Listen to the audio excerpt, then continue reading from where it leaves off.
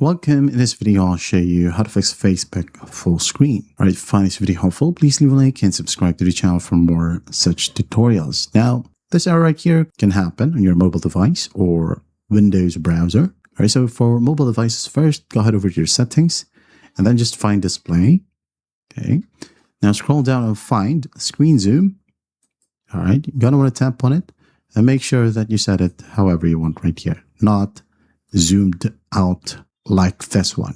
All right, so maybe that or this. And once that's done, you should now be good to go. Also, when you go ahead and tap on camera cutout, make sure that this one is disabled. When you go ahead and find Facebook right here, like this one, tap on it. Make sure that it is set to auto, not show camera cutout or hide camera cutout. Just set it to auto. You should be good to go. Now for computers, okay, or browsers, what you'll do basically, just go ahead over to the top, tap on the settings section of your browser and just click on settings. I don't know if you can see it, but again, just click on the top right.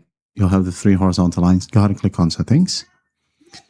Now this page will load. Now go ahead over to the left panel and find the section appearance or content. All right, you'll be able to see page zoom. So maybe just keep it to 100. Or adjust it however you want right here. You can just go ahead and try, just like so. All right. If that suits you, go back to Facebook, or you can go ahead and hold Control on your keyboard, and then open up a photo. Now you can go ahead and again, hold Control on your keyboard.